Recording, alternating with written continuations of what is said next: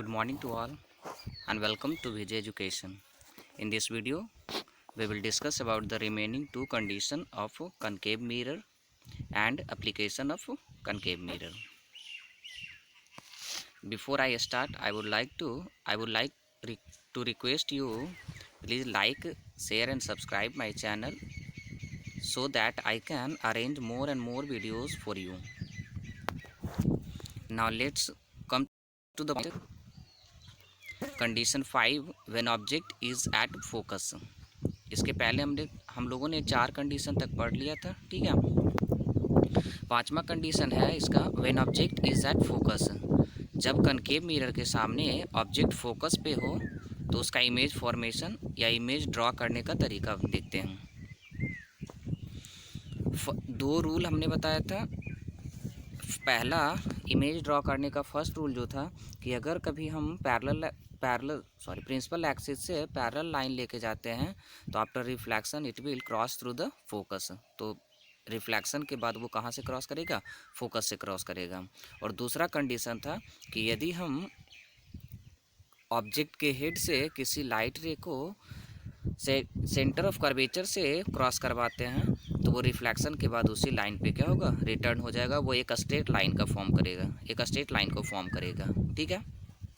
इन दो रूल की सहायता से हम इमेज ड्रॉ करते हैं स्फेरिकल मिरर में। तो पांचवें कंडीशन में जब ऑब्जेक्ट फोकस पे होगा तो उस पर ड्रॉ करके देखते हैं। इस बार ऑब्जेक्ट फोकस पे रखा हुआ, यहाँ पे रखा हुआ, तो हम हमेशा बताते हैं क्या कि ऑब्जेक्ट जहाँ पे रखा हो इमेज फॉर्मेशन में हमेशा लाइट रे को ऑब्जेक्ट के हेड से ड्रॉ करना चाहिए। और सबसे पहला लाइन प्रिंसिपल एक्सिस से पैरेलल ड्रॉ करते हैं और पैरेलल लाइन हमेशा रिफ्लेक्शन के बाद फोकस से जाता है। ये तो बहुत बार बोल दिया है, ठीक है। नेक्स्ट, एक तो रिफ्लेक्शन के बाद जो लाइन प्राप्त होता है वो क्या कहलाता है? रिफ्लेक्टिंग रे, ठीक है। और एक इमेज फॉर्मेशन के लिए हमें कितने रिफ्लेक्टिंग रे चाहिए? 2 रिफ्लेक्टिंग रे चाहिए, ठीक है। तो एक रिफ्लेक्टिंग रे पता चल गया। दूसरा, ऑब्जेक्ट के हेड से हम सेंटर ऑफ कर्वेचर से लेके जाएंगे तो दूसरा रिफ्लेक्टिंग रे पता चल जाएगा। और दोनों रिफ्लेक्टिंग रे आपस में जहाँ पे एक दूसरे को कट करेंगे इमेज फॉर्मेशन वहीं पे होगा। लेकिन पांचवें कंडीशन में या तो इस कंडीशन में दोनों रिफ्लेक्टिंग रे आपस में एक दूसरे से पैरेलल जा रहे हैं और पैरेलल लाइन कभी भी एक दूसरे को इनफाइनाइट तक भी कट नहीं करता, ठीक है। इसका मतलब इमेज का फॉर्मेशन नहीं होगा। लेकिन आप रियल इमेज और वर्चुअल इमेज इन दोनों का कंडीशन याद रखो। रियल इमेज कब फॉर्म होता था? जब दो रिफ्लेक्टिंग रे आपस में एक दूसरे को रियली में कट करता था तो रियल इमेज का फॉर्मेशन होता था। जबकि जब दो रिफ्लेक्टिंग रे आपस में रियली में कट ना करके अपीयर टू मीट होता था तो वो वर्चुअल इमेज बनता था। तो ऐसे कंडीशन में इन दोनों पैरेलल रे आपस में एक दूसरे को कट नहीं करेंगे और ऐसे ही आगे जाते रहेंगे, ठीक है। तो यहाँ इमेज का फॉर्मेशन कहाँ पे होगा? इनफाइनाइट पे होगा। इमेज का फॉर्मेशन कहाँ होगा? इनफाइनाइट पे होगा। अब ये ना तो पीछे कट करेंगे और ना ही आगे कट करेंगे, तो हम क्या एज्यूम करते हैं कि ये रियल इमेज इनफाइनाइट पे ही कट करेगा। तो इसके 4 जो इम्पोर्टेंट पॉइंट होते हैं वो है ऑब्जेक्ट जब फोकस पे हो तो इमेज इनफाइनाइट पे बनता है।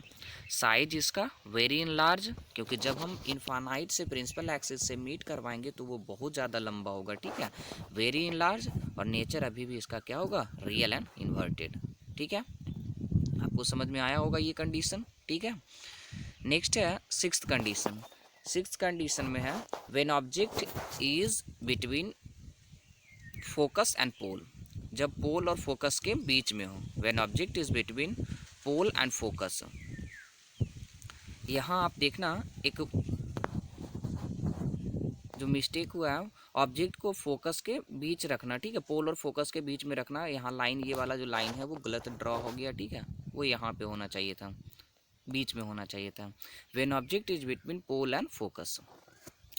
तो रूल वही दोनों है। सबसे पहला लाइन पैरेलल लेके जाएंगे तो वो फोकस से आएगा और दूसरा लाइन जब हम सेंटर ऑफ कर्वेचर से लेके जाएंगे तो वो एक सीधा लाइन ड्रॉ बनेगा, ठीक है। एक सीधा लाइन बनेगा।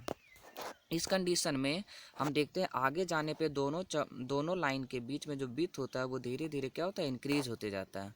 और जब दो लाइन के बीच का विड्थ आगे जाके इंक्रीज होगा इसका मतलब फर्दर वो आगे जाके इनफाइनाइट तक भी कट नहीं करेगा। लेकिन जब हम डॉटेड लाइन से पीछे इसको इंक्रीज करते हैं तो दोनों के बीच का विड्थ घटता है और एक दूसरे को एक पॉइंट पे आके कट करते हैं, और जिस पॉइंट पे कट करता है इमेज का फॉर्मेशन वहीं होगा। लेकिन यहाँ दो रिफ्लेक्टिंग रे रियली में कट नहीं कर रहा है, यहाँ तो हम केवल इमेजिनेशन कर रहे हैं कि वो पीछे जाके एक दूसरे को कहीं ना कहीं पे कट करेगा, ठीक है। और ऐसे इमेजिनेशन वाले जो इमेज बनते हैं वो क्या कहलाते हैं, वर्चुअल इमेज कहलाते हैं। तो इस कंडीशन में जो इमेज का फॉर्मेशन होगा वो क्या होगा, वर्चुअल इमेज होगा। और ये कॉनकेव मिरर का सबसे इम्पोर्टेंट कंडीशन है, ये कॉनकेव मिरर का सबसे इम्पोर्टेंट कंडीशन है, क्योंकि 5 कंडीशन में अभी तक जो इमेज का फॉर्मेशन हो रहा था वो क्या था, रियल और इन्वर्टेड था। इसलिए एक्सेप्शन वाले क्वेश्चन सबसे ज़्यादा आते हैं, ठीक है। तो इसके जो 4 इंपॉर्टेंट पॉइंट होंगे कि जब ऑब्जेक्ट को हम पोल और फोकस के बीच में रखते हैं तो इमेज का फॉर्मेशन बिहाइंड द मिरर होता है, मिरर से पीछे होता है। और साइज इसका क्या हुआ, इन लार्ज, जितना बड़ा हम ऑब्जेक्ट रखते हैं उससे ज़्यादा बड़ा इमेज का फॉर्मेशन होता है। साइज इन लार्ज होगा और नेचर क्या होगा, वर्चुअल एंड इरेक्ट, ठीक है। इस कंडीशन के लिए सबसे, क्योंकि कनकेव मिरर में एकमात्र ऐसा कंडीशन है जब इमेज का फॉर्मेशन वर्चुअल और इरेक्ट होता है, इसलिए सबसे ज़्यादा वीवीआई बन जाता है। नोट करके एक पॉइंट भी लिखा हुआ, it is the only condition in concave mirror that image is formed virtual and erect. ये कॉनकेव मिरर का एकमात्र ऐसा कंडीशन है जब इमेज का फॉर्मेशन क्या हो, वर्चुअल एंड इरेक्ट होता है। 5 कंडीशन में रियल और इन्वर्टेड बन रहा था और इस कंडीशन में वर्चुअल और इरेक्ट बन रहा है, ठीक है। इसीलिए इसका यूज हम सेविंग में करते हैं ताकि अच्छे से वो क्या करे, छोटे से जब हम चिक को अपने गाल को देखते हैं तो वो छोटे से गाल को वो क्या करता है, बड़ा करके हर एक पोर्स को वो बड़ा करके दिखाता है ताकि हम आसानी से सेविंग कर सकें, ठीक है। तो ये इसके 6 कंडीशन थे। आप कोशिश करना घर में एक बार खुद से 6 कंडीशन को खुद से ड्रॉ करना ताकि आप में खुद से कॉन्फिडेंस आ जाए, आप खुद ड्रॉ करना सीख लो, ठीक है। Now application of concave mirror. Concave mirror का एप्लीकेशन, इसका यूजेज हम कहाँ करते हैं ये पढ़ते हैं। तो सबसे पहला, it is used in headlights of vehicles, search light and torches. हम इसका यूज टॉर्च, सर्च लाइट और व्हीकल्स के हेडलाइट्स, आगे वाले लाइट्स में करते हैं, ठीक है। सेकेंड है, it is use in saving because it forms in large and erect image. हम इसका यूज सेविंग में करते हैं, दाढ़ी बनाने में करते हैं, क्योंकि ये किसी ऑब्जेक्ट का इरेक्ट, सीधा और बड़ा इमेज करके बनाता है, ठीक। थर्ड है, it is use in solar furnace, यानी सौर भट्टी में यूज किया जाता है because it focus all the light ray at one point. क्योंकि हम शुरुआत में बताए थे कनकेव मिरर कैसा मिरर है, कन्वर्जिंग मिरर है, ये लाइट रे को एक पॉइंट पे फोकस करता है और इसी के कारण हम इसका यूज़ सोलर फर्नेस में करते हैं ताकि जितने भी सन रे होंगे उनको एक पॉइंट पे फोकस करेगा और ज़्यादा सोलर एनर्जी प्राप्त होगा, ठीक है। फोर्थ इसका uses application, it is use in dentist and ENT specialist for magnified image of teeth, nose and eyes.